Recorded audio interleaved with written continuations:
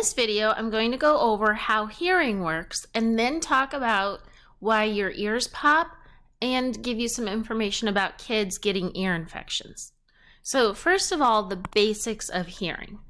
There are sound waves in the air.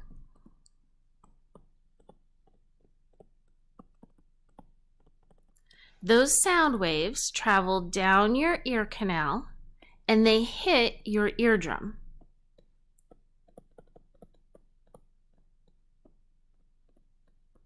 And when they do, that makes your eardrum vibrate. Your eardrum is attached to your auditory ossicles.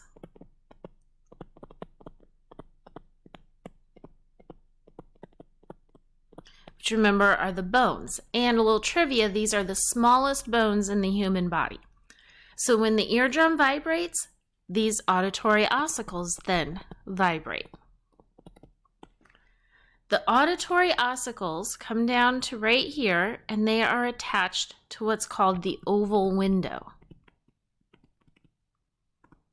The oval window is part of the cochlea. So this thing that looks like a snail, that's the part that actually hears. This is filled with fluid. And it has little hairs called cilia. Inside the cochlea, it kind of looks like you have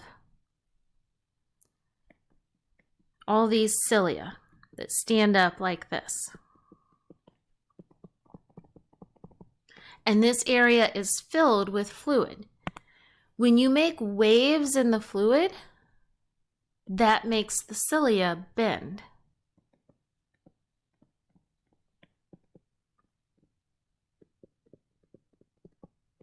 Think about like seaweed on the ocean floor, on the bottom of a lake, waves that make it bend. So when the sound waves in the air hit your eardrum vibrates. That makes the bones vibrate. So you have your auditory ossicles here. They make the oval window vibrate. And when the oval window vibrates, that makes waves in the fluid of the cilia. And the waves in the fluid of the cochlea, and the waves bend the cilia. And when those cilia bend, they send a nerve signal through cranial nerve number 8, the vestibulocochlear nerve, to your brain.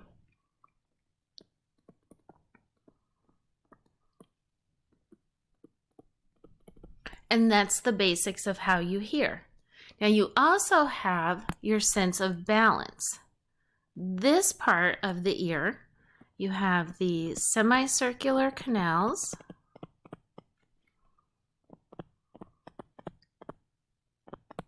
and you have the vestibule.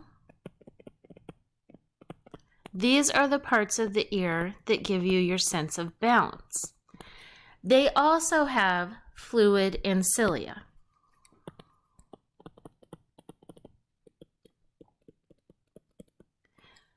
But instead of sound waves causing the waves in the fluid, it's your movement. When your body moves, you make the fluid move, and that bends the cilia.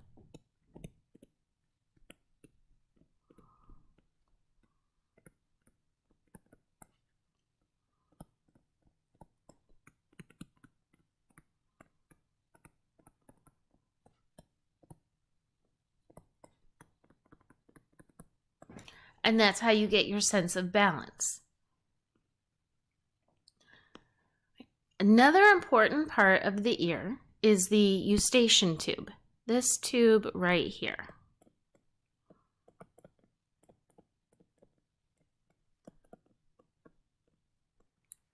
Your book calls it a different name, but most people just call it the eustachian tube. This connects your ear to your throat.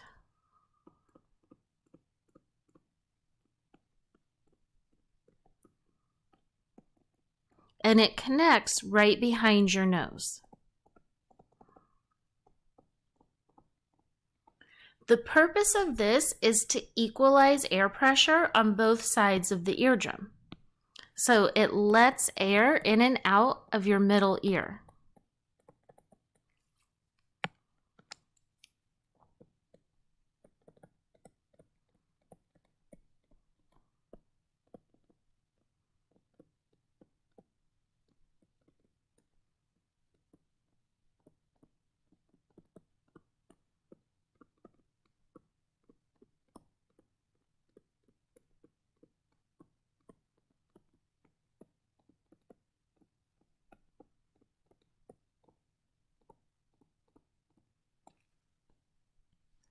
So when you go up in an airplane or up to the top of the mountains, there's less air pressure there. So you then have to let air out of here in order to equalize it on both sides of your eardrum.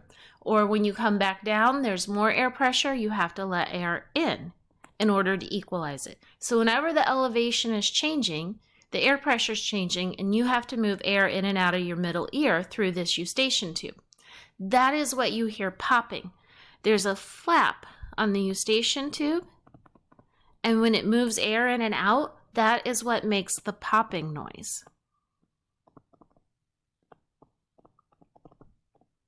And if you're going up in an airplane, like yawning or chewing gum can help, because that helps get that tube open and let that air in and out to equalize the pressure. And if you don't equalize the pressure, it will be painful on your eardrum to have unequal pressure on the two sides of it. It's also because of this eustachian tube that kids tend to get ear infections. And if you notice, ear infections are mostly in kids. It's rare for adults to get ear infections, and that's also because of the eustachian tube. If I draw two faces here, just simple little stick figure faces. It's pretty easy to see which is a baby and which is an adult. And it's not just by size, it's by shape. Babies have round heads. Next time you're around a baby, look close at their head. The overall shape of their face and head is pretty much round. Then look at an adult, or look at yourself. Adults have an oval head. So adults' heads are long and oval. This affects the eustachian tube. In the baby, because their heads are round, here's that eustachian tube. Let me get a different color that will show up better here. Here's the eustachian tube. It goes pretty much straight across from the nose to the ear. As you mature, your face gets longer and that eustachian tube angles down. So in children, if you have kids and your kids get ear infections, you've probably noticed that it comes after a stuffy nose. So the pattern of kids getting ear infections is they get a snotty nose. They get a cold and they have a snotty nose. Then the next week after the snotty nose, they have an ear infection, because that mucus from their nose travels into their ear.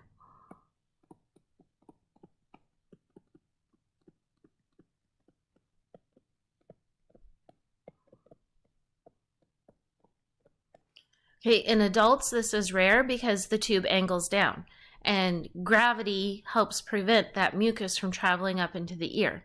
Another difference is that kids don't blow their nose. Adults, if they have a snotty nose, they'll get a Kleenex, they'll blow their nose. Kids don't do that. If you've ever tried to wipe a toddler's nose, you know that they hate it. They will run away and hide. Kids snort that snot up.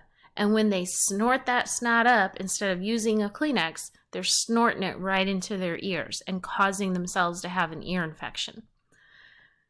So here is a diagram of that section of the ear. So we're looking right here. This part of the ear is what that next picture is. So here is the ear canal. Here is the eardrum. Here's the eustachian tube. And you can see this area is all filled with mucus. And this is causing infection. And see how it's pushing on the eardrum? It's making the eardrum bulge. That's very painful. So a lot of kids, when they get ear infections, they end up getting tubes. This is a tube. And so what a tube does is it's basically a little pipe that you put there in the eardrum, and it allows that mucus to drain out. And then instead of all this infected mucus building up and putting pressure on the eardrum, it drains out and it helps keep that area dry and clear of infection.